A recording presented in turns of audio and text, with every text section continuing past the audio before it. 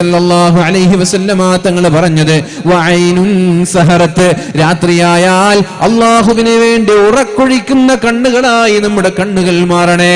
തഹജ്ജുദിന്റെ സമയമായാൽ സുബ്ഹി ബാങ്കിന്റെ ഒരു അരമണിക്കൂർ മുമ്പെങ്കിലും ദിവസവും എണീക്കുക. ആർക്ക് വേണ്ടി? അല്ലാഹുവിന് വേണ്ടി അരമണിക്കൂർ മുമ്പെങ്കിലും എണീക്കുക. വുളൂ ചെയ്യുക, പല്ല് തേക്കുക, തഹജ്ജുദ് നിസ്കരിക്കുക. എന്നിട്ട് സുബ്ഹി ബാങ്ക് വിളിക്കുന്നത് വരെ പരിശുദ്ധമായ ഖുർആൻ ഓതി തീർക്കുക. സുബ്ഹി ബാങ്ക് വിളിക്കുന്നതിന് മുമ്പ് ഒരു ജുസ് എങ്കിലും ഓതി തീർക്കാൻ നമ്മൾക്ക് സാധിച്ചാൽ, അഥവാ അല്ലാഹുവിന് വേണ്ടി നമ്മുടെ ഉറക്കത്തിന്റെ ഏറ്റവും മൂർധന്യാവസ്ഥയിലുള്ള ഉറക്കമാണ് സുബ്ഹിയോടടുത്ത സമയത്തുള്ള ഉറക്കം. ഏത് പല്ലുവേദനയുള്ളവനും ചെവി വേദനയുള്ളവനും രാത്രി ഉറക്കം വരാതെ ഉറക്കം ഇങ്ങനെ കടിച്ചമർത്തി ഉറങ്ങാൻ കഴിയാതെ വേദന കൊണ്ട് കഷ്ടപ്പെട്ട് വേദന കൊണ്ട് പുളയുന്ന രോഗികൾ വരെ ഒന്ന് ആശ്വാസത്തോടെ ഉറങ്ങുന്നത് സുബ്ഹിയോടടുത്ത സമയത്തല്ലേ? അല്ലേ? നിങ്ങൾ ശ്രദ്ധിച്ചിട്ടുണ്ടോ? പനി വന്നു, തലവേദന വന്നു, കടിച്ചില്, പുകച്ചില്, ഇങ്ങനെയൊക്കെ ഉണ്ടാകും. ഉറക്കം വരൂല. അങ്ങോട്ട് തിരയും ഇങ്ങോട്ട് തിരയും, അങ്ങോട്ടും ഇങ്ങോട്ടും വേദന ഇങ്ങനെ കടിച്ചമർത്തി അവസാനം ഒരു 3-4 മണിയാകും പറയാതെ ഉറങ്ങിപ്പോ. നല്ല ഉറക്കം കിട്ടുന്ന സമയം. ആ സമയത്താണ് നമ്മൾ അല്ലാഹുവിന് വേണ്ടി ഉറക്കൊഴിക്കുന്നത്. നമ്മൾ വളരെ നേരത്തെ എണീക്കുന്നത്. എണീറ്റ് 2 റക്അത്ത് സ്വല്ലൂ ബില്ലൈൽ വന്നാസു നിയാം, ജനങ്ങളെല്ലാം ഉറങ്ങിക്കിടക്കുമ്പോ 2 റക്അത്ത് നിസ്കരിച്ചാൽ തദ്ഖുലുൽ ജന്നത ബിസലാം, സ്വർഗ്ഗത്തിലേക്കുള്ള വഴി അല്ലാഹു എളുപ്പമാക്കി തരുമെന്ന് പരിശുദ്ധ റസൂലുള്ളാഹ്. സ്വർഗത്തിലേക്കുള്ള വഴി എളുപ്പാക്കി തരും. എന്ത് ചെയ്യണം? സ്വല്ലൂ ബില്ലൈൽ വന്നാസു നിയാം. എല്ലാവരും ഉറങ്ങുന്നു. വീട്ടിലെ ഭാര്യ അടക്കം ഉറങ്ങുന്നു, ഭർത്താവ് ഉറങ്ങുന്നു, മക്കൾ ഉറങ്ങുന്നു. എല്ലാവരും ഉറങ്ങിക്കഴിയുമ്പോ ആരും കാണാത്ത 2 റക്അത്ത് നിസ്കാരം ഉണ്ടാവണം. ഭർത്താവ് പോലും അറിഞ്ഞിട്ടില്ല, ഭാര്യ പോലും അറിഞ്ഞിട്ടില്ല, മക്കൾ പോലും അറിഞ്ഞിട്ടില്ല. നിങ്ങളൊരു 10-11 നിസ്കരിച്ചോ, എന്നാലോ അതിൽ 2 ആരും കാണാത്തതുണ്ടാവണം. ഭർത്താവ് നന്നായിട്ട് കിടന്നുറങ്ങുമ്പോ ഭർത്താവ് അറിയാതെ എണീറ്റു 2 റക്അത്ത് നിസ്കരിച്ചു. എന്നിട്ട് ഞങ്ങൾ ഭർത്താവിനെ വിളിക്കുന്നത്, എന്നിട്ട് നിങ്ങൾ ബാക്കി നിസ്കരിക്കുന്നു. നിങ്ങളും അല്ലാഹുവും മാത്രം അറിയുന്ന 2 റക്അത്ത്. സ്വല്ലൂ ബില്ലൈലി വന്നാസു നിയാം. നമ്മുടെ മുൻകാമികളിൽ ചില ആളുകൾ ഭാര്യയുടെ കൂടെ കിടന്നുറങ്ങാറുണ്ട്. ഭാര്യ ഉറങ്ങി എന്നുറപ്പ് വരുത്തിയാൽ ഭാര്യ അറിയാതെ ബെഡിൽ നിന്ന് എണീറ്റ് നേരെ വുളൂ ചെയ്യാൻ പോയി വുളൂ ചെയ്ത് ഭാര്യ എണീക്കുന്നത് വരെ നിസ്കരിക്കാറുണ്ട്. സുബ്ഹിയോടടുത്ത സമയമാകുമ്പോ ഭാര്യ അറിയാതെ ഭാര്യയുടെ കൂടെ കിടക്കും. എന്നിട്ട് അറിയാത്തതുപോലെ ഇങ്ങനെ ആക്ട് ചെയ്യും. സമയായോ, എണീക്കെന്ന് പറഞ്ഞിട്ട് ഭാര്യ വിളിക്കും. അതുവരെ നിസ്കരിക്കായിരുന്നു മൂപ്പര്. സമയാകുമ്പോ ഭാര്യ എണീക്കും. ഭാര്യക്ക് പോലും അറിഞ്ഞിട്ടില്ല. ഭാര്യ പോലും അറിയാത്ത ഒരുപാട് സുന്നത്ത് നിസ്കാരങ്ങൾ നമ്മുടെ ചില മുൻഗാമികളിൽ നിന്നുണ്ടായിട്ടുണ്ട്. അതുകൊണ്ട് പ്രിയമുള്ളവരെ, ആരും അറിയാത്ത 2 റക്അത്ത് സുന്നത്ത് നിസ്കാരം ഉണ്ടായാൽ അല്ലാഹു തആല സ്വർഗ്ഗത്തിലേക്കുള്ള വഴി എളുപ്പമാക്കി തരുമെന്ന് ശഫീഉനാ റസൂലുള്ളാഹ്. അപ്പോൾ 1 സെക്കൻഡ് പോലും നരകത്തിൽ കിടക്കാതിരിക്കാൻ വഅൈനുൻ സഹറത്ത്, അല്ലാഹുവിന് വേണ്ടി ഉറക്കൊഴിക്കുന്ന കണ്ണുകളായിരിക്കണം നമ്മുടെ കണ്ണുകൾ. 3-മത്തേത് വഅൈനുൻ ബക്കത് മിൻ ഖശിയത്തില്ലാഹ്, അല്ലാഹുവിനെ പേടിച്ച് നിങ്ങൾ കരയാറുണ്ടോ? ദുആ ചെയ്യുമ്പോ, വഅദിന്റെ സദസ്സിലൊക്കെ ദുആ ചെയ്യുമ്പോ ഉസ്താദുമാരുടെ ആ ദുആഇന്റെ ഭക്തി കൊണ്ട് നിങ്ങൾ ഇങ്ങനെ കരഞ്ഞു എന്നല്ലാതെ, കണ്ണിൽ നിന്ന് കണ്ണുനീർത്തുള്ളികൾ വന്നു എന്നല്ലാതെ, ഒറ്റയ്ക്കിരുന്നിട്ട് എപ്പോഴെങ്കിലും അല്ലാഹുവിനെ ഓർത്ത് കരയാൻ എന്റെ പ്രിയപ്പെട്ട മുഅ്മിനീങ്ങളെ നമ്മൾക്ക് സാധിച്ചിട്ടുണ്ടോ? വഅൈനുൻ ബകത് മിൻ ഖശിയത്തില്ലാഹ്, അല്ലാഹുവിനെ ഓർത്ത് കരയുന്ന കണ്ണുകൾ ഒരു കാരണവശാലും നാളെ നരകത്തിൽ കിടക്കൂല എന്നാ പറഞ്ഞത്. എത്ര കരയണം? മിസ്ല ഈച്ചയുടെ തലയുടെ അത്ര വലിപ്പമുള്ള ഒരു കണ്ണുനീർത്തുള്ളിയെങ്കിലും അല്ലാഹുവിനെ ഓർത്ത് ഒറ്റയ്ക്കിരുന്ന് കരഞ്ഞിട്ടുണ്ടെങ്കിൽ, വറജുലുൻ ദക്കറല്ലാഹ ഖാലിയ ഫഫാലത് ഐനാ, ഒറ്റയ്ക്കിരുന്നിട്ട് ഇങ്ങനെ കരയുക, അള്ളാഹുവിനെ ഓർക്കുകയാണ്. എല്ലാവരും കിടന്നുറങ്ങുന്ന സമയത്ത് ഒറ്റയ്ക്കിരുന്ന് അള്ളാഹുവിനെ ഓർത്ത് ഫഫാലത്ത് ഐനാ, രണ്ട് കണ്ണിൽ നിന്ന് കണ്ണുനീർത്തുള്ളികൾ ധാരധാരയായി ഒഴുകുന്ന ആളുകൾക്ക് അള്ളാഹു നാളെ അർശിന്റെ തണൽ നൽകുമെന്നും ഒരു സെക്കൻഡ് പോലും നരകത്തിൽ അയാൾ പ്രവേശിക്കൂല എന്നും ശഫീഉനാ റസൂലുള്ളാഹി സ്വല്ലല്ലാഹു അലൈഹി വസല്ലം. അള്ളാഹു തൗഫീഖ് നൽകട്ടെ. 3 കാര്യങ്ങളാ നമ്മൾ പറഞ്ഞത്. 1 ഹറാം കാണാത്ത കണ്ണ്, 2 അള്ളാഹുവിന് വേണ്ടി ഉറക്കൊഴിച്ച കണ്ണ്, 3 അള്ളാഹുവിനെ ഓർത്ത് കരഞ്ഞ കണ്ണ്. ഈ 3 കണ്ണുകൾ നാളെ നരകത്തിൽ കിടക്കൂല എന്നാണ് റസൂലുള്ളാഹി സ്വല്ലല്ലാഹു അലൈഹി വസല്ലമ തങ്ങൾ പറഞ്ഞത്. അത്തരം ആളുകളിൽ അള്ളാഹു നമ്മെ ഉൾപ്പെടുത്തട്ടെ. സ്വർഗം ലഭിക്കുന്ന വിഷയങ്ങൾ നമ്മൾ ഒരുപാട് പറഞ്ഞു. 1, 5 നേരത്തെ നിസ്കാരം, പള്ളിയിൽ പോയി നിസ്കരിച്ചാൽ ഈമാൻ സലാമത്തായി പുഞ്ചിരിച്ച് മരിക്കാമെന്ന് പറഞ്ഞു. ഈമാൻ സലാമത്തായി പുഞ്ചിരിയോടെ മരിക്കാമെന്ന് പറഞ്ഞു. എന്നിട്ട് 5 നേരത്തെ നിസ്കാര ശേഷം ആയത്തുൽ കുർസി പാരായണം ചെയ്താൽ അല്ലാഹു തആല അയാൾക്ക് സ്വർഗം ഒരുക്കി വെച്ചിരിക്കുകയാണ്. അയാളുടെ മരണം കാത്തിരിക്കുകയാണ്. മരണത്തോടുകൂടി അയാൾ സ്വർഗത്തിലായിരിക്കുമെന്ന് ശഫീഉനാ റസൂലുള്ളാഹി. ഇനി രണ്ടാമത്തെ സ്വർഗത്തിലെത്താനുള്ള രണ്ടാമത്തെ കാര്യം എന്ന് പറയുന്നത് എല്ലാ ദിവസവും 12 റക്അത്ത് സുന്നത്ത് നിസ്കരിക്കലാണ്. എല്ലാ ദിവസവും 12 റക്അത്ത് സുന്നത്ത് നിസ്കരിക്കുക. ഏതൊക്കെയാണ് ആ 12 റക്അത്ത് സുന്നത്ത് നിസ്കാരം? സുബഹി നിസ്കാരത്തിന്റെ മുമ്പ് 2 റക്അത്ത് നിസ്കാരം, ളുഹർ നിസ്കാരത്തിന്റെ മുമ്പ് 4 റക്അത്ത് സുന്നത്ത് നിസ്കാരം, ളുഹറിന്റെ ശേഷം 2, ഇപ്പൊ എത്രയായി? 8ആയി. മഗ്രിബിന്റെ ശേഷം 2, 10ആയി. ഇശാഇന്റെ ശേഷം 2, 12ആയി. നിങ്ങൾ പറ. സുബഹിക്ക് മുമ്പ് 2, ളുഹറിന്റെ മുമ്പ് 4, ളുഹറിന്റെ മുമ്പ് എത്ര? 4, അപ്പൊ എത്രയായി? 6 എണ്ണമായി. ളുഹറിന്റെ ശേഷം 2, 8ആയി.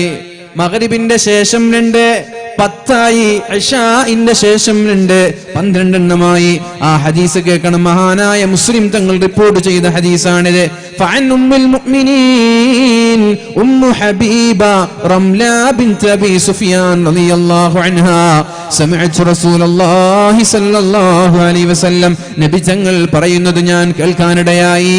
മാ മിൻ അബ്ദിൻ മുസ്ലിമി യുസല്ലി ലില്ലാഹി തആല കുല്ല യൗമിൻ 12 റക്അ, 12 റക്അത്ത് സുന്നത്ത് നിസ്കാരം എല്ലാ ദിവസവും അല്ലാഹുവിന് വേണ്ടി നിസ്കരിക്കുന്ന ആളുകൾ, ഗൈറൽ ഫരീള, ഫർളല്ലാത്ത സുന്നത്ത് നിസ്കാരം നിസ്കരിക്കുന്നവർ, ഇല്ലാ ബനല്ലാഹു ലഹു ബൈതൻ ഫിൽ ജന്ന, അല്ലാഹു തആല അയാൾക്ക് വേണ്ടി സ്വർഗ്ഗത്തിൽ ഒരു കൊട്ടാരം പണിയുമെന്ന് പരിശുദ്ധ റസൂലുള്ളാഹ്. സ്വർഗ്ഗത്തിൽ ഒരു കൊട്ടാരം പണിയുമെന്ന് പറഞ്ഞാൽ സ്വർഗ്ഗത്തിന്റെ അവകാശിയായി മാറുമെന്നാണ് മുഅ്മിനീങ്ങളെ. അതുകൊണ്ട് എല്ലാ ദിവസവും ഫർളിന്റെ കൂടെ 12 റക്അത്ത് സുന്നത്ത് നിസ്കരിക്കണം. നിസ്കരിക്കാറുണ്ടോ? 10 നിസ്കരിക്കുന്ന ആളുണ്ടാവും. അതിന് കൂടെ 2 കൂടി കൂട്ടാം. ളുഹറിന്റെ മുമ്പ് 4 ആക്കുക, 2 നിസ്കരിക്കുന്നവർ. പിന്നെ വേറെ ഉണ്ട്. അസറിന് മുമ്പ് 4 ഉണ്ട്, ളുഹറിന്റെ ശേഷം 4 ഉണ്ട്, മഗ്രിബിന്റെ മുമ്പ് 2 ഉണ്ട്, ഇശാക്ക് മുമ്പ് 2 ഉണ്ട്. ഒന്നുമില്ല. അതൊക്കെ പിന്നെ 20 റക്അത്ത് ഉണ്ട് അങ്ങനെ. പക്ഷേ മുഅക്കദായി 12 റക്അത്ത് നമ്മൾ നിസ്കരിക്കണം. മദ്രസയിൽ നിന്നൊക്കെ ഒരു പക്ഷെ നിങ്ങൾ 10 ആയിരിക്കും പഠിച്ചിട്ടുണ്ടാവുക.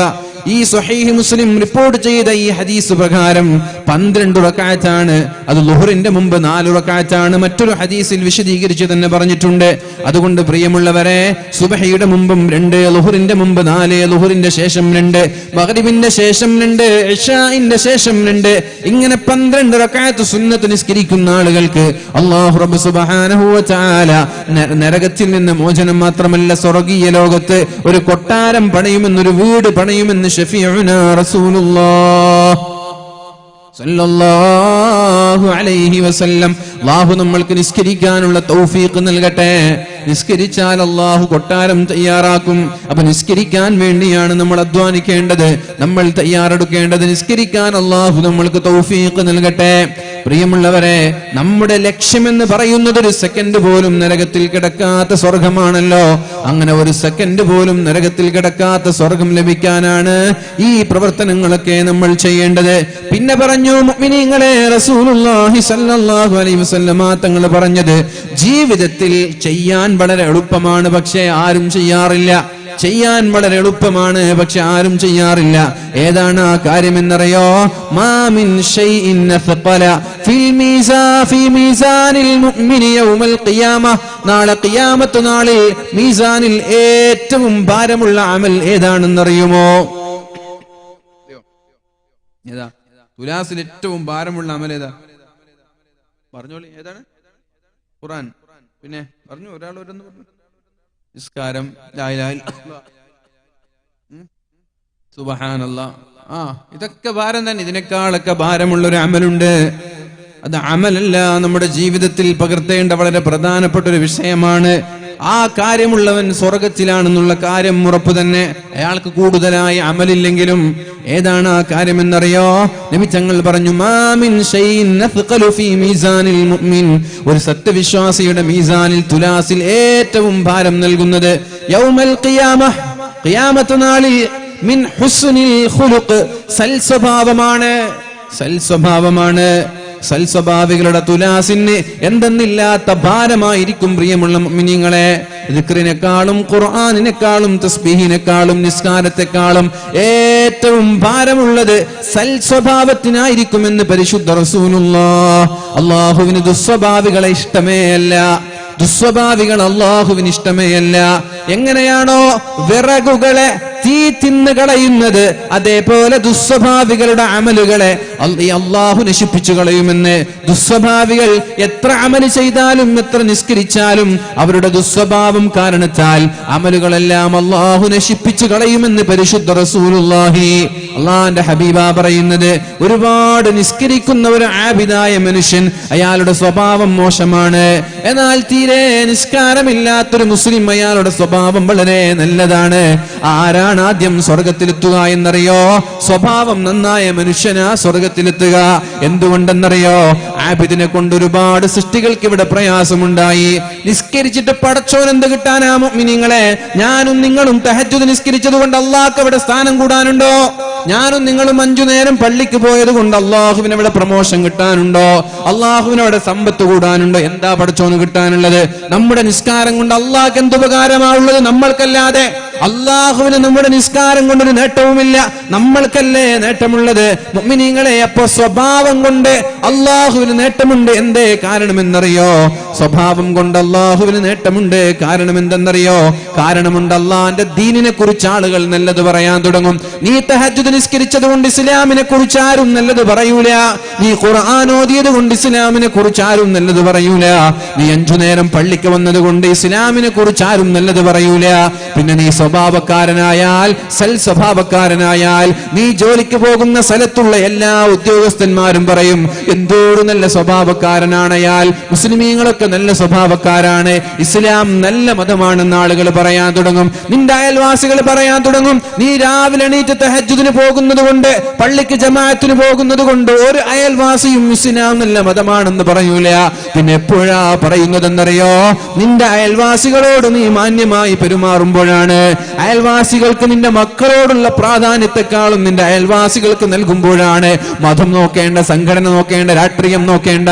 അങ്ങനെ ചെയ്യുമ്പോഴാണ് ആളുകൾ പറയുന്നത്, മുസ്ലിമീങ്ങൾ എന്തോരു നല്ല മനുഷ്യന്മാരാ, മുസ്ലിമീങ്ങൾ എന്തോരു നല്ല മതക്കാരാണ്, ഇസ്ലാം എത്ര നല്ല മതമാണ്. അപ്പൊ ഏതാ അല്ലാഹുവിന് ഇഷ്ടം? ഏതാണ് അല്ലാഹുവിന് ഇഷ്ടം? നീ നിന്റെ വീടിന്റെ അകത്തളങ്ങളിൽ പോയി 2 റക്അത്ത് തഹജ്ജുദ് നിസ്കരിച്ച് പിറ്റേ ദിവസം രാവിലെ ജനങ്ങളെ ശല്യം ചെയ്യുന്നതാണോ? അല്ല, രാത്രി നീ ഇങ്ങനെ കിടന്നുറങ്ങി ജനങ്ങൾക്കെല്ലാം നന്മ ചെയ്യുന്ന, ഉപകാരം ചെയ്യുന്ന സൽസ്വഭാവിയായ ഒരാളായി മാറുന്നതാണോ അല്ലാഹുവിന് ഇഷ്ടം? അതുകൊണ്ട് തന്നെ ദുസ്വഭാവിയായ മനുഷ്യന്റെ ആരാധനകൾ എല്ലാം നശിച്ചു പോകും. ആഖിറത്തിലേക്ക് ഒന്നുപോലും ബാക്കിയുണ്ടാവില്ല. സൽസ്വഭാവിയായ ഒരു മനുഷ്യൻ തഹജ്ജുദ് നിസ്കരിക്കുക കൂടി ചെയ്താൽ, നന്മ കൂടി ചെയ്താൽ, അയാൾക്ക് അല്ലാഹുവിന്റെ അടുത്ത് എണ്ണിയാൽ തീരാത്ത പ്രതിഫലമാ ലഭിക്കാൻ പോകുന്നത്. പ്രിയമുള്ള മുഅ്മിനീങ്ങളെ, ഞാൻ എന്റെ വാക്കുകൾ ഉപസംഹരിക്കാൻ പോവുകയാണ്. റസൂലുള്ളാഹി സ്വല്ലല്ലാഹു അലൈഹി വസല്ലമ തങ്ങളെ ഒരുപാട് വിഷയങ്ങൾ ഈ വിഷയങ്ങളുമായി ബന്ധപ്പെട്ട് നമ്മൾക്ക് പഠിപ്പിച്ചു തന്നിട്ടുണ്ട്. ഞാൻ അവസാനമായി നിർത്തുന്നതിന് മുമ്പ് എനിക്ക് നിങ്ങളോട് സൂചിപ്പിക്കാനുള്ളത്, നമ്മൾ ആദ്യം പറഞ്ഞൊരു വിഷയമുണ്ട്, മരണമെന്ന് പറയുന്ന ഒരു പ്രതിഭാസം. ഏറ്റവും നമ്മൾക്ക് ഉറപ്പുള്ളൊരു പ്രതിഭാസം. ലോകത്ത് ഒരാൾക്ക് എന്താണ് ഏറ്റവും ഉറപ്പുള്ളത് എന്ന് ചോദിച്ചാൽ ഞാൻ മരിക്കുമെന്നുള്ള കാര്യം എനിക്ക് ഉറപ്പാണെന്ന് ഒരാൾക്ക് പറയാം, വേറൊരു ഉറപ്പും കൊടുക്കാൻ കഴിയില്ല. അതുകൊണ്ട് മരണത്തെ ഒരാൾ ഓർത്തുകൊണ്ടേയിരുന്നാൽ, നിരന്തരമായി മരണത്തെ ഓർക്കുന്ന ഒരാൾക്ക് അല്ലാഹു തആല 3 ബഹുമതികൾ നൽകുമെന്നാ പറഞ്ഞത്. നിരന്തരമായി മരണത്തെ ഓർക്കുന്ന ഒരാൾക്ക് അല്ലാഹു തആല 3 ആദരവുകൾ നൽകുമെന്നാ പറഞ്ഞത്. അതിലൊന്നാമത്തേത് തഅജീലു തൗബ, തൗബ ചെയ്യാനുള്ള തൗഫീഖ് നൽകും. മരിക്കുമെന്ന ചിന്തയുള്ള ഒരാൾക്ക്, ഞാൻ നാളെ മരിക്കുമെന്നൊരാൾ ചിന്തിച്ചാൽ അയാൾ ഇന്ന് തൗബ ചെയ്യൂലേ മുഅ്മിനീങ്ങളെ? ഇന്ന് രാത്രി കിടന്നുറങ്ങുമ്പോ ഞാനെങ്ങാനും മരിച്ചു പോയാൽ, എത്രയോ ആളുകളാണ്, ഭൂമിയിൽ ആയിരക്കണക്കിന് ആളുകൾ ഒരു മാസം അല്ലെങ്കിൽ ഒരു ദിവസം തന്നെ ഉറക്കത്തിൽ മരിച്ചു പോകുന്നവരുണ്ട്. അങ്ങനെ ഞാനും ഈ ഉറക്കത്തിൽ മരിച്ചു പോയാൽ എന്താ നമ്മൾ ഉറങ്ങുന്ന സമയത്ത് അല്ലാഹുവിനോട് പറയുന്നത്? ബിസ്മിക റബ്ബി വലഅതു ജംബി, അല്ലാഹുവേ നിന്റെ നാമം കൊണ്ട് ഞാൻ ഇവിടെ കിടക്കുന്നു അല്ലാ. എന്നിട്ട് അല്ലാഹുവിനോട് പറയുന്നുണ്ട്, ഇന്നം സക്ത നഫ്സി ഫർഹംഹാ, എന്റെ ഈ ഉറങ്ങുന്ന സമയത്ത് മരണത്തോട് സമാനമായ ഉറക്കാണല്ലോ, ഉറക്കെന്ന് പറയുന്നത് മരണത്തോട് സമാനമാണല്ലോ. അതുകൊണ്ട് എന്റെ ആത്മാവ് ആകാശത്തിലാണ്, ആ ആത്മാവിനെ റൂഹിനെ ഭൂമിയിലേക്ക് പറഞ്ഞേക്കാതെ നീ അവിടെ തന്നെ പിടിച്ചു വെച്ചാൽ ഫർഹംഹാ, എന്റെ ആത്മാവിനോട് നീ കാരുണ്യം കാണിക്കണേ അല്ലാ. ഉറങ്ങുമ്പോ പറയുന്നത് എന്തെന്നറിയോ? ഞാൻ മരിക്കാണെന്നാ. ബിസ്മിക അല്ലാഹുമ്മ അമൂതു വഅഹ്യ, അല്ലാഹുവേ നിന്റെ നാമം കൊണ്ട് ഞാൻ മരിക്കുന്നു. രാവിലെ എണീറ്റുടനെ പറയുന്നത് എന്താ? അൽഹംദുലില്ലാഹില്ലദി അഹ്യാനി ബഅദമാ മാതനി വഇലൈഹി നുശൂർ, പടച്ചോനെ എന്റെ മരണശേഷം എന്നെ ജീവിപ്പിച്ചതിന് നിനക്ക് നന്ദി. എന്റെ മരണശേഷം എന്നെ ജീവിപ്പിച്ചതിന് നിനക്ക് നന്ദി, നിന്റെ പേര് കൊണ്ട് ഞാൻ മരിക്കുന്നു എന്ന് പറഞ്ഞിട്ടാണ് കിടക്കുന്നത്. എന്ന് മാത്രമല്ല, ഞാൻ കിടക്കുന്നു, എന്റെ ആത്മാവിനെ നീ അവിടെ പിടിച്ചു വെച്ചാൽ എന്റെ ആത്മാവിനോട് നീ കാരുണ്യം ചെയ്യണേ അല്ലാ. അഥവാ മരണത്തെ ഓർത്തുകൊണ്ടിരിക്കുന്ന ഒരാൾ നിരന്തരമായി ഇസ്തിഗ്ഫാർ വർദ്ധിപ്പിച്ചുകൊണ്ടേയിരിക്കും. തെറ്റുവന്നാൽ ഉടനെ തൗബ ചെയ്യുന്നവരാകും. അതേപോലെ തന്നെ രണ്ടാമത്തേത്, അയാൾക്ക് എന്തു കിട്ടിയാലും തൃപ്തിയുണ്ടാകും. മൂന്നാമത്തേത്, ആരാധനകളിൽ മാധുര്യമുണ്ടാകും. മുഅ്മിനീങ്ങളെ, ഇനി റസൂലുള്ളാഹി സ്വല്ലല്ലാഹു അലൈഹി വസല്ലമ തങ്ങൾ പറഞ്ഞു, ഈമാൻ സലാമത്തായി പുഞ്ചിരിച്ച് മരിക്കാൻ ആഗ്രഹിക്കുന്ന ആളുകൾ 2 കാര്യങ്ങൾ ചെയ്യണമെന്ന്. അതിലൊന്ന് കുടുംബബന്ധം ചേർക്കലാണ്, സിലത്തുർ റഹിം. കുടുംബബന്ധം ചേർക്കുന്ന ആളുകൾക്ക് ഈമാൻ സലാമത്തായി മരിക്കാമെന്ന് പറഞ്ഞു. അതേപോലെ സ്വതഖ ചെയ്താലും ഈമാൻ സലാമത്തായി മരിക്കാമെന്ന് പറഞ്ഞു. പരിശുദ്ധ റസൂലുള്ളാഹി സ്വല്ലല്ലാഹു അലൈഹി വസല്ലമ തങ്ങൾ ഇവിടെ കൂടിയിരിക്കുന്ന എല്ലാ രക്ഷിതാക്കളോട്, ഇവിടെ കൂടിയിരിക്കുന്ന സഹോദരങ്ങളോട്, സഹോദരിമാരോട് അല്ലാഹുവിന്റെ ഹബീബ് പറഞ്ഞൊരു വിഷയമുണ്ട്. എന്തെന്നറിയോ? നമ്മൾ മരിച്ച് ഖബറിൽ കിടക്കുന്ന സമയത്ത്, നമ്മുടെ മാതാപിതാക്കൾ മരിച്ച് ഖബറിൽ കിടക്കുന്ന സമയത്ത്, ഒരു പക്ഷേ നമ്മുടെ ഖബറിടം നരകമാണ്. ഇമ്മാനാർ, ഒന്നുകിൽ നരകമാണ് അല്ലെങ്കിൽ സ്വർഗമാണ്. മഹാനായ ഉസ്മാൻ ഇബ്നു അഫ്ഫാൻ റളിയല്ലാഹു അൻഹു ഖബറിന്റെ സമീപത്ത് പോയി നിരന്തരമായി കരഞ്ഞത് നിങ്ങൾക്ക് ഓർമ്മയില്ലേ? രാത്രിയായാൽ ഒരു റക്അത്താണ് മഹാനായ ഉസ്മാൻ റളിയല്ലാഹു അൻഹു വിത്ർ നിസ്കരിക്കാറുള്ളത്. ഇശാ നിസ്കാരം കഴിഞ്ഞ് വിത്ർ നിസ്കരിക്കാൻ തുടങ്ങിയാൽ സുബഹി നിസ്കാരം വരെ വിത്ർ നിസ്കാരത്തിലാണ്. ആദ്യത്തെ റക്അത്തിൽ അലിഫ് ലാം മീം എന്ന് പറഞ്ഞ് സൂറത്തുൽ ബഖറ പാരായണം ചെയ്യാൻ തുടങ്ങും. സൂറത്തുൽ ബഖറ തീർന്ന് അടുത്ത സൂറത്തായി അവസാനം സൂറത്തുൻ നാസ് ഖുൽ അഊദു ബിറബ്ബിൻ നാസ് എന്ന ആയത്ത് ഓതുമ്പോഴായിരിക്കും അല്ലാഹുവിന്റെ പള്ളിയിൽ നിന്ന് ബാങ്കിന്റെ വിളി കേൾക്കുന്നത്. കസീറൻ മാ യൂതിറു ബിറകഅത്തിൻ വാഹിദ, ബഹുഭൂരിഭാഗം ദിവസങ്ങളിലും മഹാനായ ഉസ്മാൻ തങ്ങൾ ഒരൊറ്റ ഒരു റക്അത്തെ നിസ്കരിച്ചിട്ടുള്ളൂ. ആ റക്അത്തിൽ ഒരു ഖത്തം ഖുർആൻ ഓതി തീർക്കാറുണ്ടായിരുന്നു. ആ ഉസ്മാൻ തങ്ങളാണ് ഖബറിന്റെ സമീപത്ത് പോയി നിരന്തരമായി കരഞ്ഞത്. ഖബറാണ് ഏറ്റവും വലിയ പ്രയാസം, ഖബറാണ് ഏറ്റവും വലിയ ദുരിതം. അതുകൊണ്ട് തന്നെ അല്ലാഹുവിന്റെ ഹബീബ് പറഞ്ഞു, നിരന്തരമായി ഖബറിന്റെ അദാബിൽ നിന്ന് നിങ്ങൾ അല്ലാഹുവിനോട് ദുആ ചെയ്യണം. ഖബറിൽ നിന്ന് രക്ഷപ്പെടാൻ വേണ്ടി ദുആ ചെയ്യണം. ഖബർ വലിയ പ്രയാസമാണ്, ഒന്നുകിൽ നരകമാണ് അല്ലെങ്കിൽ സ്വർഗമാണ്. ഉസ്മാൻ തങ്ങൾ പറഞ്ഞത്, ഒരു മനുഷ്യന്റെ ജീവിതം കഴിഞ്ഞാൽ അയാൾ ആദ്യത്തെ നേരിടുന്ന വെല്ലുവിളി ഖബറിലുള്ള വെല്ലുവിളിയാണ്. ആദ്യത്തെ ഇന്റർവ്യൂ നടക്കുന്നത്, പരീക്ഷ നടക്കുന്നത് ഖബറിലാണ്. അവിടെ വിജയിച്ചാൽ പിന്നെ എല്ലാം വിജയമാണ്, അവിടെ തോറ്റുപോയാൽ പിന്നെ എല്ലാം തോൽവിയാണ്. അതുകൊണ്ട് ഇവിടെ കൂടിയിരിക്കുന്ന എത്രയോ ആളുകളുണ്ട്, അവരോടൊക്കെ എനിക്ക് ചോദിക്കാനുള്ളത്, നമ്മളിൽ നിന്ന് വിട പറഞ്ഞു പോയ നമ്മുടെ മാതാപിതാക്കൾ ഒരുപക്ഷെ ഇന്ന് ഖബറിടത്തിലായിരിക്കാം. നമ്മുടെ ഉപ്പാപ്പമാർ, നമ്മുടെ ഉമ്മാമ്മമാർ, നമ്മുടെ വല്യമ്മമാർ, നമ്മുടെ ഭർത്താക്കന്മാർ, നമ്മുടെ മക്കൾ, നമ്മുടെ കുടുംബങ്ങളിൽ നിന്ന് പലരും ഇന്ന് മരിച്ചുപോയിട്ടുണ്ടാകാം. അവർക്ക് വേണ്ടി ദുആ ചെയ്യാൻ ഖുർആൻ പറയുന്നുണ്ട്. റബ്ബന ഗ്ഫിർ ലനാ വലിഇഖ്വാനിന അല്ലദീന സബഖൂനാ ബിൽ ഈമാൻ. അല്ലാഹുവേ, ഞങ്ങൾക്ക് മുമ്പ് മരിച്ചുപോയവർക്ക് നീ പുറത്തു കൊടുക്കണേ എന്ന് ദുആ ചെയ്യാറുണ്ട്. പിന്നെയോ ആ ഖബറാളിക്ക് അല്ലാഹു തആല ശക്തമായ ശിക്ഷ നൽകുന്ന ഒരു സാഹചര്യത്തിൽ പെട്ടെന്ന് ഖബറിൽ എന്തെന്നില്ലാത്ത സന്തോഷമുണ്ടാകുമെന്ന് പരിശുദ്ധ റസൂലുള്ളാഹ്. ഇന്നലെ വരെ നരകത്തിന്റെ ശിക്ഷയാണ്. മഹാനായ മുൻകർ നക്കീർ ദണ്ഡുകൾ കൊണ്ട് ആഞ്ഞടിച്ച് ഖബറിങ്ങനെ ഇടുക്കി ചേർത്ത് സർപ്പവും പാമ്പുകളും തേളുകളും വിഷസർപ്പങ്ങളും കൊണ്ട് ഖബറിൽ ഇങ്ങനെ പൊറുതിമുട്ടി നരകത്തിന്റെ തീജ്വാലകൾ കൊണ്ട് കഷ്ടപ്പെടുന്ന ഒരു പിതാവ്, ഒരു മാതാവ് പെട്ടെന്നൊരു സുപ്രഭാതത്തിൽ അല്ലാഹു തആല സ്വർഗീയ സുഖങ്ങൾ നൽകുമ്പോൾ ആ ഖബറാളി അല്ലാഹുവിനോട് ചോദിക്കുമത്രേ, അന്നാലി ഹാദാ, അല്ലാഹുവേ, എങ്ങനെയാണ് എന്റെ ഖബറിടം മാറിയത്? ഇന്നലെ വരെ നരകത്താലുള്ള ഭയാനകമായ ശിക്ഷയായിരുന്നല്ലോ. ഇന്നലെ വരെ ഖബർ ഇങ്ങനെ ഇടുക്കി ചേർത്ത് പ്രയാസപ്പെടുത്തിയ, പ്രയാസങ്ങൾ അനുഭവിച്ച എനിക്ക് ഇന്നെങ്ങനെ മാറ്റമുണ്ടായി എന്ന് ഖബറാളി അല്ലാഹുവിനോട് ചോദിക്കുമ്പോൾ അല്ലാഹു പറയുന്നത്, ബിസ്തിഗ്ഫാരി വലദികാലക, നിന്റെ ദുനിയാവിൽ ജീവിച്ചിരിക്കുന്ന മക്കള് നിങ്ങൾക്ക് വേണ്ടി ദുആ ചെയ്യിച്ചതാണ്, നിങ്ങൾക്ക് വേണ്ടി സദഖ ചെയ്തതാണ്, നിങ്ങൾക്ക് വേണ്ടി പ്രാർത്ഥിച്ചതാണ്. അതാണ് അല്ലാഹു പറഞ്ഞത്, മരിക്കുന്ന സമയത്ത് ദുആ ചെയ്യുന്ന സ്വാലിഹീങ്ങളായ മക്കൾ ഉണ്ടാകണമെന്ന്. ആ മക്കളുടെ പ്രാർത്ഥന കാരണം നമ്മുടെ മാതാപിതാക്കളുടെ ഖബറിടങ്ങളെ സ്വർഗീയമാക്കാൻ നമ്മൾക്ക് കഴിയും. മുഅ്മിനീങ്ങളെ, ഇന്നത്തെ ഈ രാത്രി ഇവിടെ ഒരുമിച്ച് കൂടുന്ന നമ്മൾക്കെല്ലാം നമ്മുടെ മാതാപിതാക്കളുടെ ഖബറിടങ്ങളെ വെളിച്ചമാക്കാൻ കഴിയും. അതുകൊണ്ട് ഞാൻ ചോദിക്കട്ടെ, ഇവിടെ ഇരിക്കുന്ന ആളുകളോട്, എത്രയോ സ്നേഹിച്ച് പോറ്റി വളർത്തിയ നമ്മുടെ മാതാവ്, നമ്മൾ ഉറങ്ങാതിരിക്കുമ്പോ രാത്രി മുഴുവനും ഉറങ്ങാതിരുന്ന മാതാവ്, നമ്മൾക്കൊരു പനി വരുമ്പോൾ നമ്മൾക്ക് വേണ്ടി ശരീരത്തിന്റെ വേദന നിച്ച മാതാവ്, നമ്മൾ പട്ടിണി കിടക്കുമ്പോൾ നമ്മൾക്ക് വേണ്ടി പട്ടിണി കിടന്ന മാതാവ്, മരണസമാനമായ വേദന സഹിച്ചുകൊണ്ട് ലേബർ റൂമിൽ ഒച്ച വെച്ച് കരഞ്ഞ് നമ്മൾക്ക് വേണ്ടി പ്രയാസം അനുഭവിച്ചു നമ്മൾക്ക് പ്രസവിച്ച നമ്മുടെ മാതാവ്, ആ മാതാവ് മരണപ്പെട്ടു പോയിട്ടുണ്ടെങ്കിൽ അവർക്ക് ചെയ്യാൻ കഴിയുന്നത് പ്രാർത്ഥനയല്ലയോ? ഇനി ഞാൻ നിങ്ങളോട് ഒരു കാര്യം ചോദിക്കട്ടെ. നിങ്ങളൊക്കെ കുട്ടികളുള്ള ഉപ്പമാരാണ് പല ആളുകളും, അല്ലെ? നിങ്ങൾക്ക് ഉത്തരവാദിത്തങ്ങളുണ്ടോ? ഉണ്ട്. കുല്ലുക്കും റായി, നിങ്ങളെല്ലാവരും ഭരണാധികാരികളാണ്. വകുല്ലുക്കും മസ്ഊലുൻ മിൻ റഇയതി, നിങ്ങളോട് അല്ലാഹു തആല നിങ്ങളുടെ ഉത്തരവാദിത്തത്തെക്കുറിച്ച് ചോദ്യം ചെയ്യുമെന്ന് പറഞ്ഞിട്ടില്ലേ? വറജുലു റാഇൻ ഫീ ബൈതി, വീട്ടിലുള്ള മക്കളുടെ ഭരണാധികാരി പിതാവാണ്, ഉപ്പയാണ്. ഉപ്പ വീട്ടിലില്ലാത്ത സമയത്ത് മക്കളുടെ ഭരണാധികാരി, സമയത്ത് വീടിന്റെ ഭരണാധികാരി ഉമ്മയാണ്. നിങ്ങളെ ശ്രദ്ധിക്കണേ, നമ്മുടെ മക്കളുടെ അധികാരമാണ് അല്ലാഹു നമ്മൾക്ക് തന്നത്. ഉമ്മയ്ക്കും ഉപ്പയ്ക്കും കൊടുത്തിരിക്കുകയാണ്, ഭാഗിച്ചു കൊടുത്തിരിക്കുകയാണ് അല്ലാഹു. രണ്ടുപേർക്ക് വീതം വെച്ച് കൊടുക്കുകയാണ്.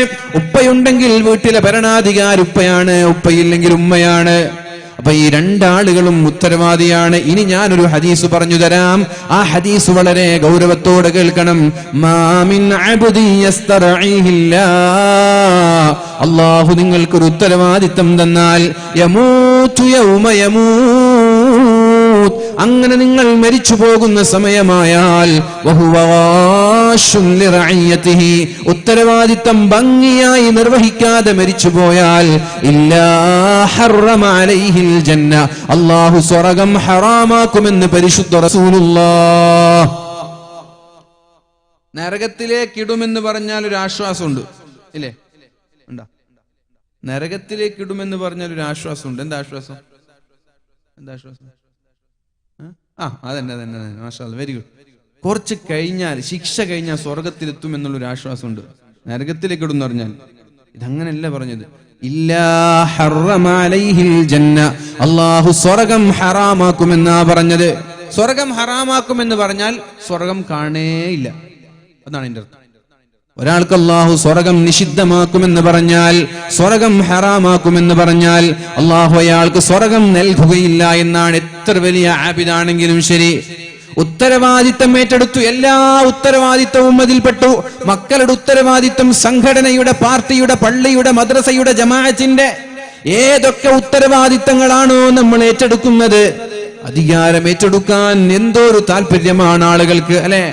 മനുഷ്യന്മാർക്ക് സമ്പത്തിനോടും അധികാരത്തോടുമുള്ള മോഹം ഒരു വലഞ്ഞ് അവശനായ ഒരു ചെന്നായെ ആട്ടിൻകൂട്ടത്തേക്ക് നിങ്ങൾ ഇളക്കി വിട്ടാൽ ആ ആട്ടിൻകൂട്ടത്തെ എങ്ങനെയാണോ ചെന്നായ നശിപ്പിക്കുന്നത്, അതേപോലെ മനുഷ്യന്മാർക്ക് അധികാരത്തോടുള്ള മോഹം കൊണ്ട് സമുദായത്തെ നേതാക്കൾ നശിപ്പിക്കുമെന്ന് പരിശുദ്ധ റസൂലുള്ളാഹ്. അധികാരമോഹമുള്ള നേതാക്കൾ ചെന്നായ ആട്ടിൻകുട്ടികളെ നശിപ്പിക്കുന്നത് പോലെ മുസ്ലിം സമുദായത്തെ നശിപ്പിക്കുമെന്ന് പരിശുദ്ധ റസൂലുള്ളാഹ്. അപ്പൊ അധികാരം നല്ല രസമാണ്, പക്ഷേ അതൊരു മുൾക്കിരീടമാണെന്ന് നമ്മൾ മനസ്സിലാക്കണം. മുൾക്കിരീടമാണ് അധികാരം. ഇന്നക ലഈഫ്, നീ ബലഹീനനാണ് മുആദ് എന്നവരെ, അബൂദർ എന്നവരെ. മുആദാണോ അബൂദറാണോ? ഏതായാലും സ്വഹാബിയോട് അല്ലാഹുവിന്റെ ഹബീബ് പറഞ്ഞു, ഇന്നക ലഈഫുൻ, ഇത് വലിയൊരു ഉത്തരവാദിത്തമാണ്. ആഖിറത്തിലെത്തിയാൽ ഇതൊരു ഖേദമാണ്. അതുകൊണ്ട് നിനക്ക് ലഈഫായ നിനക്ക് ഇത് ഏറ്റെടുക്കാൻ കഴിയില്ല എന്ന് അധികാരത്തെക്കുറിച്ച് അല്ലാഹു പറഞ്ഞു തന്നിട്ടുണ്ട്. പക്ഷേ നമ്മളാരും ചോദിക്കാതെ, ആവശ്യപ്പെടാതെ, ആഗ്രഹിക്കാതെ കിട്ടുന്നൊരു അധികാരമാണ് നമ്മുടെ മക്കളുടെ അധികാരം. അവിടെ നമ്മൾ വീഴ്ച വരുത്തിപ്പോയാൽ അല്ലാഹു തആല സ്വർഗ്ഗം ഹറാമാക്കുമെന്ന് ശഫീഉനാ റസൂലുള്ളാഹ്. അതുകൊണ്ട് മുഅ്മിനീങ്ങളെ, കഴിവിന്റെ പരമാവധി നിരന്തരമായി മക്കളുടെ ദീനിന്റെ കാര്യം നമ്മൾ ശ്രദ്ധിച്ചുകൊണ്ടേയിരിക്കുക. കോളേജിൽ പോയാൽ, ക്യാമ്പസിൽ പോയാൽ, ഏത് രാഷ്ട്രീയ പാർട്ടിയോടാണ് നമ്മുടെ മക്കളുടെ അനുഭാവം എന്നുവരെ നിങ്ങൾ ചിന്തിക്കേണ്ട കാലമാണ്. ഇല്ലെങ്കിൽ കുറച്ചു കഴിഞ്ഞാൽ നമ്മുടെ മക്കൾ നമ്മൾ പിടിച്ചാൽ കിട്ടാത്തൊരു സാഹചര്യത്തിലേക്ക്, അള്ളാഹുവിനെ പോലും നിഷേധിക്കുന്ന നിരീശ്വരവാദത്തിലേക്ക് പോലും യാതൊരു മടിയുമില്ലാതെ മാതാപിതാക്കളെ തള്ളിപ്പറയുന്ന രീതിയിലേക്ക് മക്കൾ മാറിക്കൊണ്ടിരിക്കുന്ന ഒരു കാലമായതുകൊണ്ട് തന്നെ പ്രിയപ്പെട്ടവരെ, ക്യാമ്പസിലും കോളേജിലും പഠിക്കുന്ന പെൺകുട്ടികളുടെയും ആൺകുട്ടികളുടെയും ക്യാമ്പസ് രാഷ്ട്രീയ അനുഭാവം ഏതാണ് എന്ന് നിരന്തരമായി നിങ്ങൾ പഠിച്ചുകൊണ്ടേയിരിക്കണം. നിങ്ങളുടെ കടമയാണത്, നിങ്ങളുടെ ബാധ്യതയാണത്. യാ അയ്യുഹല്ലദീന ആമനൂ, ഓ വിശ്വാസികളെ, അൻഫുസകും, നിങ്ങൾ നിങ്ങളുടെ ശരീരത്തെ കാത്തോളണം, സൂക്ഷിക്കണം. വ അൻഫുസകും വ അഹ്ലീകും നാറാ, നിങ്ങളുടെ ഭാര്യയെയും നിങ്ങളുടെ കുടുംബങ്ങളെയും ഒരു സെക്കൻഡ് പോലും നരകത്തിൽ വീഴാതെ കാത്തുകൊള്ളണമെന്ന് പരിശുദ്ധ ഖുർആനിൽ ഒരു ആയത്ത് ഇറങ്ങിയപ്പോഴല്ലേ ഒരു സ്വഹാബി ബോധം കെട്ട് താഴേക്ക് വീണത്. നബി തങ്ങൾ ഉടനെ തന്നെ ആ സ്വഹാബിയുടെ ചുണ്ടത്ത് ചെവി വെച്ചു നോക്കിയപ്പോ നബി തങ്ങൾ കേട്ടത്, നബിയേ, എന്റെ ശരീരത്തെ എനിക്ക് നരകത്തിൽ നിന്ന് സൂക്ഷിക്കാൻ കഴിയും, പക്ഷേ എന്റെ മക്കളുടെ കാര്യം ഞാൻ എങ്ങനെയാണ് നബിയെ പറയുക? എന്റെ ഭാര്യയുടെ കാര്യം ഞാൻ എങ്ങനെയാ പറയുക? മഹാനായ നൂഹ് നബി അലൈഹിസ്സലാം 950 വർഷം ദഅവത്ത് നടത്തിയിട്ട് മകനെ നന്നാക്കാൻ, ദീനിലേക്ക് കൊണ്ടുവരാൻ മഹാനായ നൂഹ് നബിക്ക് കഴിഞ്ഞിട്ടില്ല. പക്ഷേ നൂഹ് നബി ഉത്തരവാദിയല്ല. ഭാര്യയെ നന്നാക്കാൻ ലൂത്ത് നബിക്ക് കഴിഞ്ഞിട്ടില്ല. പക്ഷേ ലൂത്ത് നബി ഉത്തരവാദിയല്ല. എന്തുകൊണ്ട്? അവര് കഠിനാധ്വാനം ചെയ്തിട്ടുണ്ട്, അവര് പരിശ്രമിച്ചിട്ടുണ്ട്, അവര് നന്നാവാത്തതാണ്. അതേപോലെ നമ്മളും മക്കളുടെ നന്മയ്ക്ക് വേണ്ടി കഠിനാധ്വാനം ചെയ്തിട്ടുണ്ടെങ്കിൽ അള്ളാഹുവിന്റെ കോടതിയിൽ നമ്മൾ ഉത്തരവാദിയല്ല. നമ്മുടെ ഭാഗത്ത് അലസത വന്നു പോയിട്ടുണ്ടെങ്കിൽ, അശ്രദ്ധ വന്നു പോയിട്ടുണ്ടെങ്കിൽ തീർച്ചയായും അള്ളാഹുവിന്റെ കോടതിയിൽ സമാധാനം പറയേണ്ടി വരും. അള്ളാഹു നമ്മയും നമ്മുടെ മക്കളെയും നന്നാക്കി തരട്ടെ. മിനിങ്ങളെ, എന്നാ പറഞ്ഞത്. ഞാൻ നേരത്തെ പറഞ്ഞില്ലേ, സ്വർഗം ഹറാമാക്കും ഉത്തരവാദിത്തം ഭംഗിയായി ചെയ്തില്ലെങ്കിൽ ഇനി നിങ്ങൾക്കൊരു സെക്കൻഡ് പോലും നരകത്തിൽ കിടക്കാത്ത സ്വർഗം ആഗ്രഹിക്കുന്നുണ്ടോ? ഒരു സെക്കൻഡ് പോലും നരകത്തിൽ കിടക്കാത്ത സ്വർഗം. ആദ്യം ഓതി വെച്ചായത്ത് എന്താ? ആദ്യം ഓതി വെച്ചായത്ത് കുല്ലു നഫ്സിൻ ദാഇഖത്തുൽ മൗത്ത് وإنما توفون أجوركم يوم القيامة فمن زحزح عن النار, ആരാണോ ഒരു സെക്കൻഡ് പോലും നരകത്തിൽ കിടക്കാതെ വഉദ്ഖിലൽ ജന്ന, സ്വർഗീയ സുഖങ്ങൾ ആസ്വദിക്കാൻ ഭാഗ്യം ലഭിക്കുന്നവർ, ഫഖദ് ഫാസ്, അവർ വിജയികളാണ്, അവരാണ് യഥാർത്ഥ വിജയികളെന്ന് പരിശുദ്ധ ഖുർആൻ പറഞ്ഞില്ലേ? അങ്ങനെയുള്ള വിജയികളിൽ ഉൾപ്പെടാൻ 3 കാര്യം ചെയ്താൽ മതി. 3 കാര്യം ചെയ്താൽ മതി. ഒന്ന്, ജീവിതത്തിൽ ഹറാം കാണാതെ ജീവിക്കാൻ ശ്രദ്ധിക്കണം.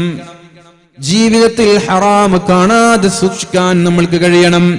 ഐനുൻ ഗല്ലത് മിൻ മഹാരിമില്ലാഹ്, ഹറാമായ കാര്യങ്ങളിൽ നിന്ന് കണ്ണ് ചിമ്മിക്കളയുന്ന ആളുകൾക്ക് അല്ലാഹു നരകം ഹറാമാക്കുമെന്ന് പരിശുദ്ധ റസൂലുള്ളാഹ്. കഴിയോ? ഇൻഷാ അല്ലാഹ് അല്ലാഹു നമ്മുടെ കണ്ണുകളെ സൂക്ഷിക്കാനുള്ള തൗഫീഖ് നൽകട്ടെ. മഹാനായ ഒരു താബിആയ ഒരു പ്രമുഖനായ ഒരു പണ്ഡിതൻ അള്ളാഹുവിനോട് 3 ദുആയാണ് ചെയ്തത്, 3 പ്രാർത്ഥനയാണ് ചെയ്തത്. അതിലൊന്ന്, അള്ളാഹുവേ എനിക്ക് സ്ത്രീകളോടൊരു താല്പര്യമുണ്ടാവരുത്, എന്റെ ഖൽബിൽ സ്ത്രീകളോടുള്ളൊരു താല്പര്യം നീ എടുത്തു കളയണേ അല്ലാ എന്ന് നിരന്തരമായി അള്ളാഹുവിനോട് ദുആ ചെയ്തു. അള്ളാഹു ഉത്തരം നൽകി. അദ്ദേഹം അള്ളാഹുവിനോട് ഇങ്ങനെ ദുആ ചെയ്യുകയാണ്, അള്ളാഹുവേ ഞാൻ നിന്നോട് 3 കാര്യമാണ് ദുആ ചെയ്തത്, 3 കാര്യമാണ് ഞാൻ നിന്നോട് ചോദിച്ചത്, അതിൽ 2 നീ എനിക്ക് തന്നല്ല റബ്ബേ, 3ാമത്തത് എന്തേ നീ എനിക്ക് ചെയ്തു തരാത്തത് എന്ന് അള്ളാഹുവിനോട്. അപ്പോഴാണ് അദ്ദേഹത്തിന്റെ കൂടെ യാത്ര ചെയ്യുന്ന ഒരാൾ അദ്ദേഹത്തെ ഫോളോ ചെയ്തത്. എന്താണ് ഇദ്ദേഹം ദുആ ചെയ്യുന്നത് എന്ന് ശ്രദ്ധിച്ചത്. അങ്ങനെ അദ്ദേഹം ദുആ ചെയ്യുമ്പോൾ 3 കാര്യങ്ങൾ ചോദിച്ചല്ലോ, അതിൽ 1ാമത്തേത് 2 തന്നോ, 3ാമത്തത് എന്തേ എനിക്ക് നീ പൂർത്തീകരിച്ചു തരാത്തത് എന്ന് അള്ളാഹുവിനോട് ഇങ്ങനെ ചോദിച്ചുകൊണ്ടേയിരിക്കുകയാണ്. അപ്പൊ അദ്ദേഹം ചോദിച്ചു, എന്താണ് നിങ്ങൾ അള്ളാഹുവിനോട് ദുആ ചെയ്തത്? അദ്ദേഹം പറഞ്ഞു, ഞാൻ അള്ളാഹുവിനോട് ദുആ ചെയ്ത 3 കാര്യങ്ങളിലൊന്ന്, അല്ലാഹുവേ എനിക്ക് സ്ത്രീകളോടുള്ള താല്പര്യം എന്റെ ഖൽബിൽ നിന്ന് എടുത്തു കളയണേ അല്ലാ. അദ്ദേഹത്തിന്റെ പേരാണ് അബ്ദു ഖൈസ് തമീമി എന്ന് പറയുന്ന പ്രഗൽഭനായ താബിആയ പണ്ഡിതനാണ് അദ്ദേഹമാണ് ദുആ ചെയ്യുന്നത്. ആമിർ ഇബ്നു അബ്ദു ഖൈസ് തമീമി എന്ന് പറയുന്ന താബിആയ പണ്ഡിതൻ അല്ലാഹുവിനോട് ദുആ ചെയ്തത് പ്രകാരം അല്ലാഹു അയാൾക്ക് ഖൽബിൽ നിന്ന് സ്ത്രീകളോടുള്ള താല്പര്യം അല്ലാഹു എടുത്തു കളഞ്ഞു. അദ്ദേഹം പറഞ്ഞു, ഇന്നെനിക്കൊരു മരത്തെ കാണുന്നതും കല്ലിനെ കാണുന്നതും, ഇന്നെനിക്ക് എന്തൊരു വസ്തുവിനെ കാണുന്നതും പെണ്ണിനെ കാണുന്നതും എല്ലാം സമമാണ്. പ്രത്യേകമായ വികാരങ്ങളില്ല, പ്രത്യേകമായ താല്പര്യമില്ല.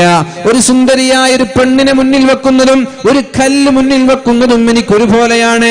കാരണം അദ്ദേഹം അള്ളാഹുവിനോട് ദുആ ചെയ്തു, അള്ളാഹുവേ എന്റെ കണ്ണിൽ നിന്ന് എന്റെ ഖൽബിൽ നിന്ന് അന്യ സ്ത്രീകളോടുള്ള താല്പര്യം നീ എടുത്തു കളയണേ എന്ന്. മുഅ്മിനീങ്ങളെ, നമ്മളിൽ പലരും പെട്ടുപോകുന്നത് സ്ത്രീകളുമായി ബന്ധപ്പെട്ട വിഷയങ്ങളിലാണ്. കണ്ണുകളിലൂടെ ഹറാമുകൾ സംഭവിക്കുന്നത് സ്ത്രീകളുമായി ബന്ധപ്പെട്ട വിഷയങ്ങളിലാണ്. നബി തങ്ങൾ പറഞ്ഞു, നമ്മൾക്ക് മുമ്പുള്ള സമുദായം നശിച്ചു പോയത് സ്ത്രീകളുടെ കാര്യത്തിലാണ്. അതുകൊണ്ട് ഫത്തഖുദ്ദുന്യാ വത്തഖുന്നിസാ, നിങ്ങൾ ദുനിയാവിനെയും സൂക്ഷിക്കണേ, സ്ത്രീകളെയും സൂക്ഷിക്കണേ എന്ന് പരിശുദ്ധ റസൂലുള്ളാഹ്. നമ്മൾക്ക് മുമ്പ് കഴിഞ്ഞു പോയ സമുദായം നശിച്ചുപോയത് സ്ത്രീകളുടെ വിഷയത്തിലാണ് എന്നാണ്. വ്യഭിചാരത്തിന്റെ പേരിൽ, അവിഹിത ബന്ധങ്ങളുടെ പേരിൽ മഹാനായ യഹ്യ നബി അലൈഹിസ്സലാമിനെ വധിക്കാനുള്ള കാരണം പോലും വ്യഭിചാരി പെണ്ണുങ്ങളുടെ ആവശ്യം അനുസരിച്ചിട്ടാണ്. വ്യഭിചാരത്തിനെതിരെ പ്രസംഗിച്ചതിന്റെ പേരിൽ, വ്യഭിചാരത്തിനെതിരെ പ്രഭാഷണം നടത്തിയതിന്റെ പേരിൽ, ഉപദേശിച്ചതിന്റെ പേരിലാണ് മഹാനായ യഹ്യ നബി അലൈഹിസ്സലാമിനെ വധിച്ചു കളയാൻ നാട്ടിലുള്ള വ്യഭിചാരി പെണ്ണുങ്ങൾ ആവശ്യപ്പെടുന്നത്. അങ്ങനെയാണ് മഹാനായ യഹ്യ നബി അലൈഹിസ്സലാം വധിക്കപ്പെടുന്നത്. സഹോദരങ്ങളെ, നബി തങ്ങൾ പറഞ്ഞു, ലോകത്ത് ആദ്യമായി ഉണ്ടായ ഫിത്ന എന്ന് പറയുന്നത് സ്ത്രീകളുടെ വിഷയത്തിലാണ്. ഖാബീൽ എന്നവർ ഹാബീൽ എന്നവരെ കൊന്നത് സ്ത്രീയുടെ വിഷയത്തിലല്ലയോ സഹോദരങ്ങളെ? അതുകൊണ്ട് ഹൃദയത്തിൽ നിന്ന്, ഖൽബിൽ നിന്ന് അന്യ സ്ത്രീകളോടുള്ള വികാരം എടുത്തു കളയാൻ ദുആ ചെയ്യണം. ആമിർ ഇബ്നു ഖൈസ് തമീമി എന്നവർ ദുആ ചെയ്തപ്പോ അല്ലാഹു ഉത്തരം നൽകിയിട്ടുണ്ടെങ്കിൽ നമ്മൾ ദുആ ചെയ്താൽ അല്ലാഹു നമ്മൾക്കും ഉത്തരം നൽകും. ചെറുപ്പക്കാര് പറയാറുണ്ട്, എല്ലാം ചെയ്യാൻ കഴിയും, പക്ഷേ സ്ത്രീകളെ കാണുമ്പോൾ അറിയാതെ നോക്കി പോവാറുണ്ട് എന്ന് പറയുന്ന ഒരുപാട് ചെറുപ്പക്കാരെ കാണാറുണ്ട്. അല്ലാഹു നമ്മുടെ കണ്ണുകളെ നിയന്ത്രിക്കാൻ തൗഫീക്ക് നൽകട്ടെ. അറിയാതെ കണ്ടുപോയാൽ ഉടനെ തന്നെ അസ്തഗ്ഫിറുല്ലാഹ്, അല്ലാഹുവേ എനിക്ക് പുറത്തു തരണേ എന്ന് പറഞ്ഞ് ഒരു തെറ്റ് വരുമ്പോൾ അതിന്റെ തൊട്ടുടനെ ഒരു നന്മ ചെയ്ത് തെറ്റിനെ നീ മായ്ച്ചു കളയണം എന്ന് ശഫീഉനാ റസൂലുള്ളാഹി. തീരെ ഹറാമ് കാണൂല എന്നല്ല, ഒരുപക്ഷെ നടക്കുമ്പോഴൊക്കെ അപ്രതീക്ഷിതമായ ഹറാമ് കണ്ടേക്കാം. മൊബൈൽ തുറക്കുമ്പോൾ ഓപ്പൺ ചെയ്യുമ്പോൾ ഹറാമ് കണ്ടേക്കാം, അല്ലേ? ഫേസ്ബുക്ക് പോലെ, ഇൻസ്റ്റാഗ്രാം പോലെ, ടിക്ടോക്ക് പോലെയുള്ള ആപ്പുകൾ ഉപയോഗിക്കുന്നവർ തുറന്നാൽ തന്നെ ഒരുപക്ഷെ ഹറാമുകൾ കണ്ടേക്കാം. അസ്തഗ്ഫിറുല്ലാഹ്. ഹറാമ് കാണാൻ വേണ്ടി അപ്ലോഡ് ചെയ്യുന്നവരല്ല, ഹറാമ് കാണാൻ വേണ്ടി ഡൗൺലോഡ് ചെയ്യുന്നവരല്ല. എന്തെങ്കിലും ആവശ്യങ്ങൾക്ക് വേണ്ടി, ദീനിയായ വിഷയങ്ങൾക്ക് വേണ്ടി ആപ്പുകൾ ഉപയോഗിക്കുന്ന എത്രയോ ആളുകളുണ്ട്. സോഷ്യൽ മീഡിയകൾ കൈകാര്യം ചെയ്യുന്നവരുണ്ട്. ആ ആളുകളൊക്കെ ഉപയോഗിക്കുമ്പോൾ അറിയാതെ ഹറാമ് വന്നു പോയാൽ അസ്തഗ്ഫിറുല്ലാഹ്, എന്ന് ഖൽബ് കൊണ്ട് പറഞ്ഞാൽ നീ നിന്റെ ഭാഗത്ത് നിന്ന് വന്നുപോയ ഹറാമിനെ നീ ചെയ്ത നന്മ മായ്ച്ചു കളയുമെന്ന് ശഫീഉനാ റസൂലുള്ളാഹി. അപ്പൊ ഒന്നാമത് നരകത്തിൽ ഒരു സെക്കൻഡ് പോലും കിടക്കാതിരിക്കാൻ നമ്മുടെ കണ്ണുകൾ ഹറാമിൽ പോവാതിരിക്കാൻ ശ്രമിക്കുക. ഹറാമ് കണ്ടുപോയാൽ ഉടനെ തന്നെ തൗബ ചെയ്ത് മടങ്ങുക. അല്ലാഹു റബ്ബ് സുബ്ഹാനഹു വ തആല തൗഫീഖ് നൽകട്ടെ.